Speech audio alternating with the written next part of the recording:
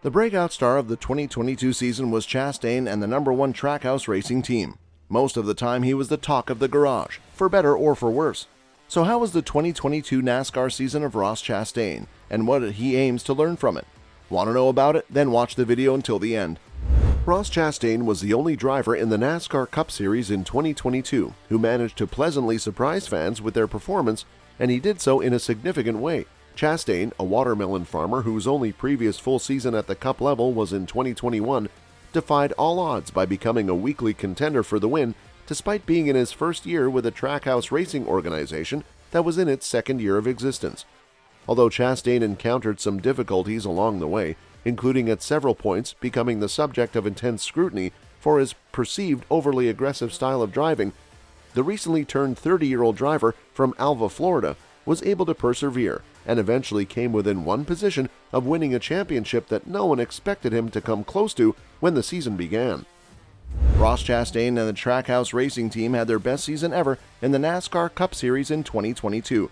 He drove the #1 Chevrolet and won his first 2 races. He also finished 15 times in the top 5 and 21 times in the top 10.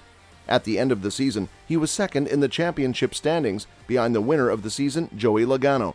Also in his first championship race, which was held at Phoenix Raceway, he came in third. How has this year been so good for Chastain and Trackhouse Racing?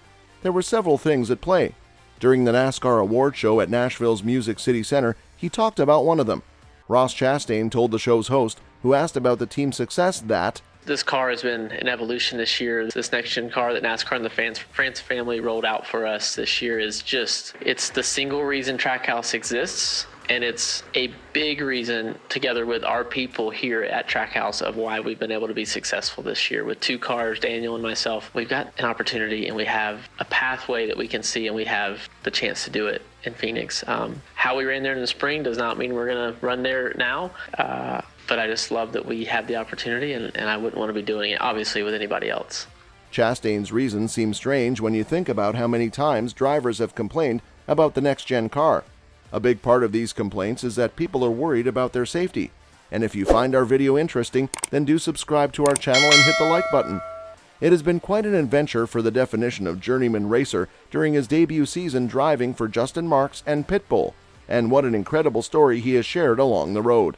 It started with breakthrough victories at Austin and Talladega, peaked with a summer-long fight with Denny Hamlin, crested with what spotter Brett Griffin called the Ross Chastain Don't Give a Shit Tour, and wove its way all the way into the Hail Melon at Martinsville. The first season that Chastain raced at the front of the field provided him with a wealth of valuable feedback. So after coming close to winning the NASCAR Cup Series championship, is there anything he would do right away differently? But to be serious, Chastain had to deal with Hamlin's criticism all summer long, and Marks countered that he shouldn't alter a thing because the trip brought him to this place and almost won him a championship.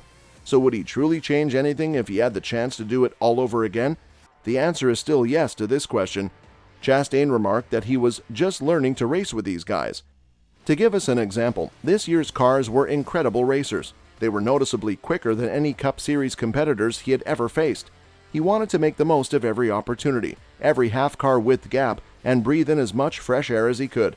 And then, when he wasn't quite as excellent as they were, he would block them and just retain his position till the next pit stop. Chastain admits that there is more giving and taking than what he frequently showed this year, and that there is still a lot to learn about how to race for wins and championships.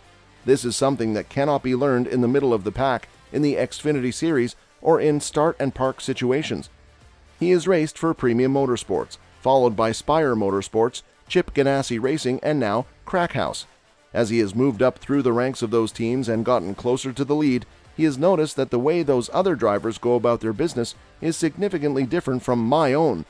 The ability to learn to cohabit with them is something that he wishes he would have had better knowledge of, or that he would have approached with a more open mind.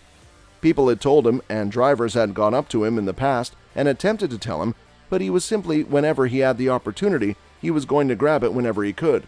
That is not to say that Chastain is going to suddenly become a pushover or lose his edge, but it is possible that he will give a little more in less crucial times over the summer.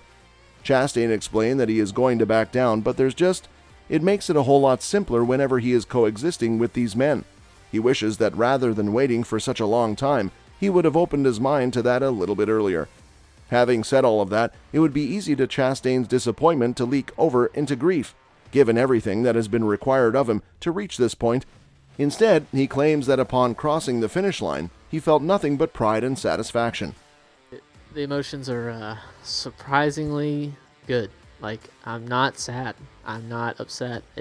I honestly thought when we started the playoffs that if we made it, as I go through different scenarios, and I do think about what I'm going to think about ahead of time and think about what my thoughts are going to be and what I want them to be, and then I try to evaluate as I go. And I thought if I, like this scenario, if I lost by a little bit, that I would be really upset, and I'm not. Like, I'm so proud and so happy to give our first shot at these playoffs and at racing in the Cup Series with Trackhouse, and we just ran second. And Mr. Penske's group had us covered all day, and Joey was the best car until the final run, and we had a real shot to race with him. But we didn't have the balance in our car and the grip in our car all day to be that way. So I'm proud of the effort we kept. Nobody got upset. Nobody got flustered. We just kept working on our car all day. At several moments in his career, Chastain has admitted to experiencing dread, including the worry that he couldn't run up front, fear that he wasn't ready to make his Cup Series debut, and fear over his first appearance in the championship race. Therefore, taking all of this into consideration, a championship runner-up finish in his second season driving a competitive Cup Series vehicle, and in his first season as a championship candidate ought to be sufficient justification, right? He stated he is confident in both my own abilities and in the capabilities of my staff.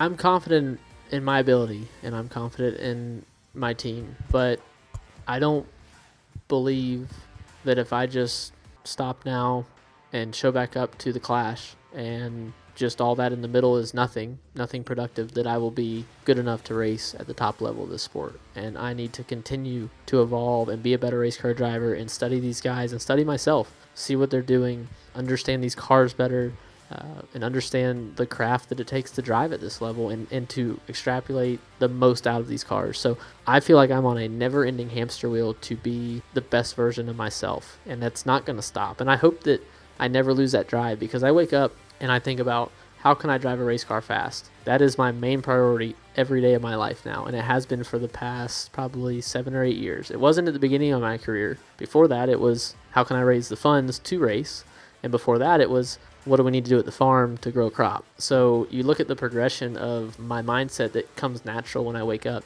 and I feel like that I'm on a never-ending evolution to be better, and I can't wait to get to work this off-season, even though I have learned to marry that together with maybe some time away, sometime not focused on this, so that I am charged and ready. This is a long season, but I feel like we hit our stride early, obviously with the speed, but it just didn't falter. We did not.